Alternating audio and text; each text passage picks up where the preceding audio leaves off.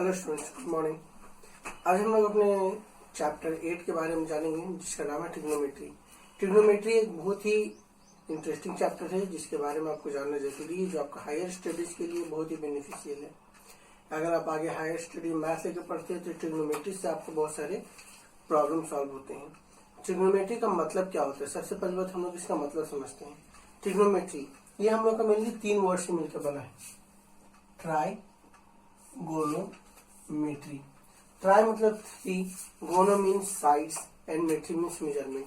एक ऐसा branch maths का जिसमें हम लोग 3 साइडेड फिगर के तीनों साइड्स के मेजरमेंट के बारे में विचारते हैं, उसको ट्रिग्नोमेट्री कहते हैं। इन शॉर्ट अगर हम लोग इसको इतना समझें कि for a right angle triangle if we study about the ratio of their sides with respect to some angle is known as trigonometry। अब किसी भी राइट एंगल ट्राइंगल के लिए उसके 2 साइड का रेशियो उसके एंगल के कॉरेस्पॉन्ड्स के अनुसार अगर जानेंगे तो उसको ट्रिग्नोमेट्री कहते हैं। ट्रिग्नोमेट्री मेनली हम लोग का रेशियो का डेफिनेशन है। रेशियो को हम लोग इसको पढ़ते हैं, study of the ratio of any 2 sides of triangle with respect to angle. तो हम लोग पहले इसमें समझते हैं कि ट्रिग्नोमेट्री में टोटल कितने रेशियो होते हैं। ट्रिग्नोमेट्री में हमारे पास कुल मिलाकर 6 रेशियो होते हैं, 6। फर्स्ट रेशियो को जो नाम है उसको हम लोग बोलते हैं साइन। सेकेंड रेशियो का नाम होता है उसको हम लोग बोलते हैं कोसाइन। थर्ड जो रेशियो होता है इसको बोलते हैं टेंजेंट। फोर्थ रेशियो जो होता है ये फोर्थ और फर्स्ट हम लोग एक जैसा पढ़ते हैं। फर्स्ट का जस्ट अपोजिट हो जाता है फोर्थ। जो फोर्थ है वो अपोजिट है फर्स्ट का, इसका नाम होता है कोसेकेंट। फिफ्थ जो होता है ये जस्ट अपोजिट होगा सेकेंड का, इसका नाम होता है सेकेंड। और सिक्स्थ जो है वो अपोजिट होता है थर्ड का, इसका नाम होता है कोटेंजेंट। लेकिन हम लोग ये पूरे नाम नहीं जानते। हम लोग जब भी इसके बारे में पढ़ते हैं तो इसका शॉर्ट नेम से जानते हैं। जैसे इसका फर्स्ट का शॉर्ट नेम होता है साइन। वो जो बोलते हैं हम लोग, जो स्पीकिंग वर्ड है वो सेम है बट स्पेलिंग में ई नहीं रहता है। इसको फर्स्ट को हम लोग बोलते हैं साइन, सेकेंड को हम लोग बोलते हैं कॉस, थर्ड को बोलते हैं टैन, फोर्थ को बोलते हैं कॉसेक, फिफ्थ को बोलते हैं सेक और सिक्स्थ को बोलते हैं कॉट। इसका हम लोग शॉर्ट नेम से जानते हैं। अब ये सबका कुछ अपना फॉर्मूला होता है। फॉर्मूला ये कुछ ऐसा होता है, अगर हम लोग जैसे साइन के बारे में जानेंगे तो साइन का हिंदी नेम के अनुसार अगर इसको देखेंगे तो इसका नाम होता है जिया। इसको जिया कहते हैं, जिया। और इससे हम लोग का इसका फॉर्मूला डेवलप हुआ है। ये अर्ली एज में डेवलप हुआ इसका सारा फॉर्मूला, इसलिए अभी इसका सिर्फ हम फॉर्मूला देखेंगे।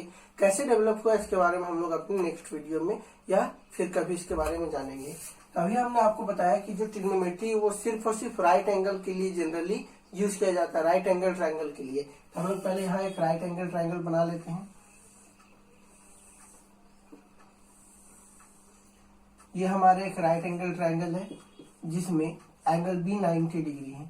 और एक चीज हमेशा याद रखिएगा, 90 डिग्री के अपोजिट का साइड, इसके जो भी साइड 90 डिग्री का अपोजिट होता है उसको हाइपोटेनस कहते हैं हम लोग। 90 का अपोजिट हम लोग का एसी है जिसको हाइपोटेनस कहेंगे। एच से इसको डिनोट करते हैं, एच मीन्स हाइपोटेनस।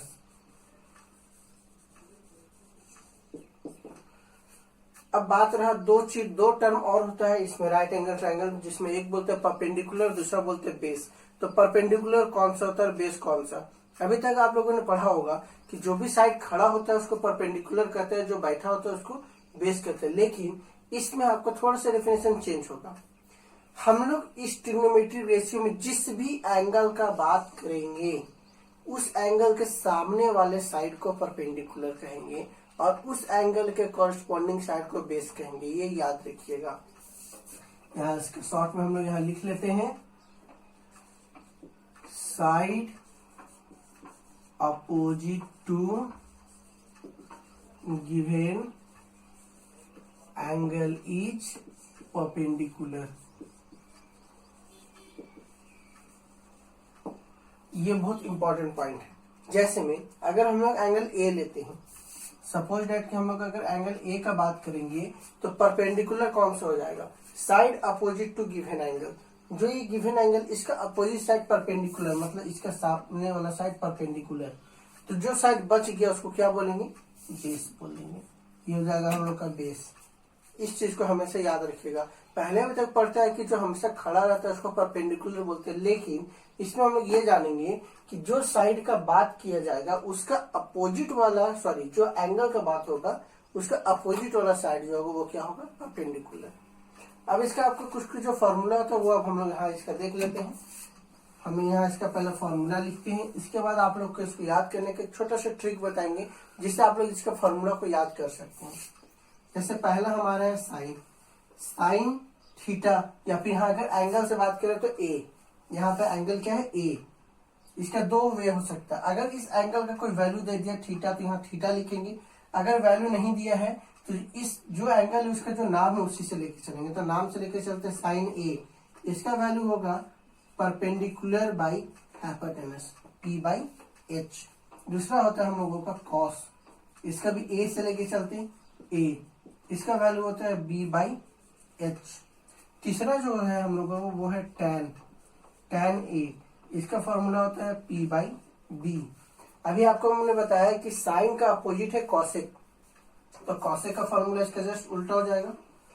जैसे में कॉसेक ए, तो जस्ट जब उसका अपोजिट है तो फॉर्मूला भी उल्टा, H by P.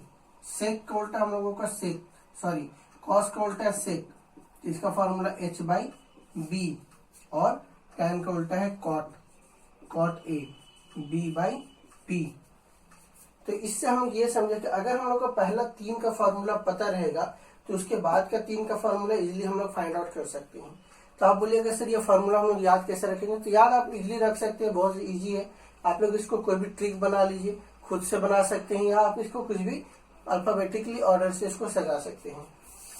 P B B, P B P, H H B, इस वजह से आप लोग इसको कर सकते हैं। जैसे अगर हम लोग इसको शॉर्ट में अगर पढ़ेंगे तो इसको ऐसे बोल सकते हैं, पंडित बद्री प्रसाद हरी हरी बोल। ये आपको बहुत ओल्ड मॉडर्न का है। अगर आप लोग इसको न्यू वे में, जैसे अगर आप लोग इस फॉर्म में पढ़ते हैं तो साइन कॉस और टैन का आपका यहाँ पे उच्चारण नहीं होता है, लेकिन अगर आप लोग इसको दूसरे वे में पढ़िएगा तो वहां से आपका आ जाएगा, जिसमें छोटा सा सेंटेंस है हमारे पास, उस सेंटेंस से हम लोग उसको देखने की कोशिश करते हैं। और वो सेंटेंस अगर आप लोग को याद हो गया तो आप लोग को फॉर्मूला इसलिए याद हो जाएगा। जैसे एक सेंटेंस है हमारे पास, सम पीपल हैव, ये एक आपको छोटा सा एक इनकम्प्लीट सेंटेंस, ये कंप्लीट सेंटेंस नहीं है, इससे आप लोग समझिए। Some people have, s for sine, people से p, p for perpendicular, have से एच, एच मीन्स हाइपोटेनस। इसके बाद का जो आपका सेंटेंस बनेगा वो बनेगा curly brown hair. Curly brown hair मतलब सी से कॉस, ब्राउन बी से बेस, और हेयर एच से हाइपोटेनस।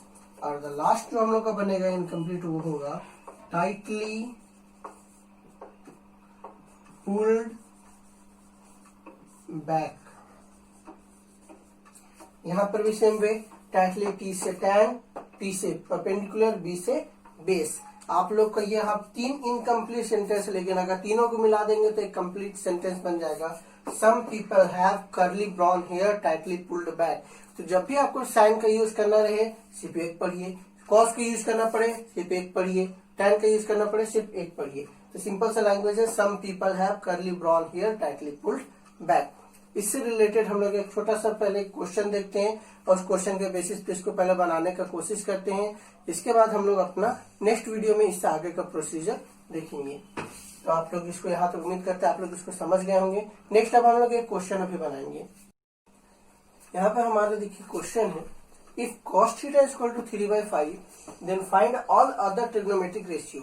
दिया हुआ है कि cos थीटा की वैल्यू 3/5 है और हमको और भी दूसरा जो भी इसके अलावा जो भी ट्रिग्नोमेट्रिक रेशियो है उसका वैल्यू निकालना है। तो सबसे पहली बात ये हमें थीटा दे दिया तो एंगल को पार्टिकुलर नाम नहीं दिया, तो हम लोग इसको बनाने के लिए सबसे पहली बात क्या करेंगे, एक ट्राइंगल बनाएंगे, राइट एंगल ट्राइंगल। देखिए एक ट्राइंगल हम लोग यहाँ ड्रॉ करते हैं, राइट एंगल ट्राइंगल हम लोग इसको यहाँ बना लिए। नाम दे सकते हैं या नहीं भी दीजिएगा तो भी चलेगा। ये हम लोग रफ में बनाएंगे ये ट्राइंगल। अगर रफ में नहीं बनाते हैं तो भी हम लोग को कोई इसमें प्रॉब्लम नहीं है। अब हम लोग का ये एंगल तो 90 डिग्री है, ये 90 तो इधर ये h हो जाएगा, और हम लोग का एक एंगल दिया हुआ है यहाँ पे क्या, थीटा। तो थीटा हम लोग किसी को भी सपोज करते हैं, सपोज करते हैं कि हम लोग का थीटा हो गया।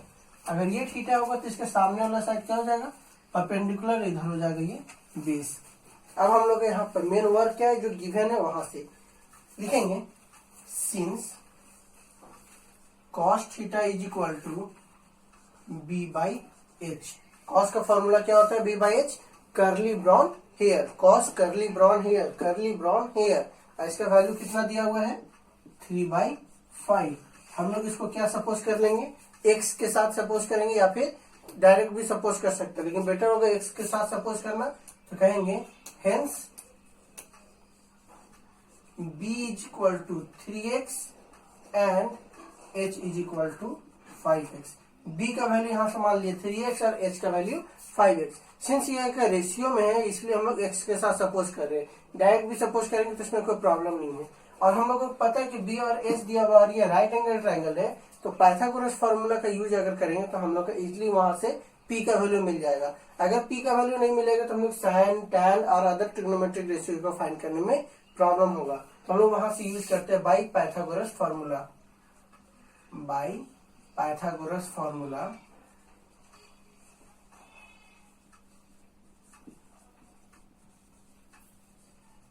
क्या हो जाएगा हम लोग का, H square is equal to P square plus B square, H square is equal to P square plus B square. यहां से हम लोग को p का वैल्यू निकालना होगा, तो p का वैल्यू क्या हो जाएगा, हम लोग का स्क्वायर है उधर जाएगा तो रूट में आ जाएगा, बी स्क्वायर उधर या सब्ट्रैक्शन में माइनस बी स्क्वायर। जब इसका वैल्यू हम लोग सॉल्व करेंगे तो क्या हो जाएगा, 25x square minus 9x square मतलब 16x स्क्वायर, और जब हम लोग इसको सॉल्व करेंगे तो हम लोग का आ जाएगा 4x, 25x square minus 9x square. इसको जब सॉल्व करेंगे तो हमारा जो p का वैल्यू आएगा वो 4x आएगा।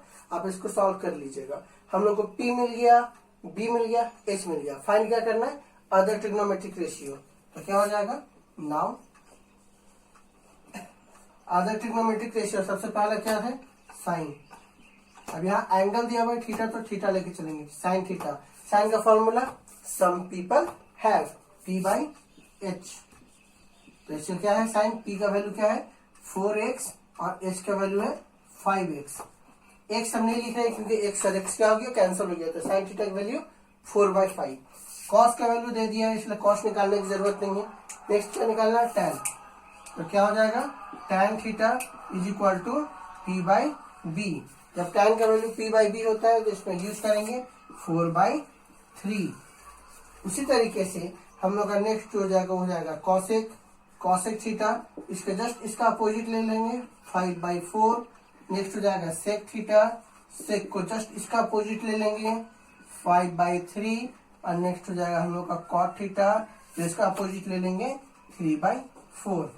इसी बेसिस से हम लोग कोई भी आंसर फाइंड आउट कर सकते हैं अगर वो ट्रिग्नोमेट्रिक रेशियो में है तो।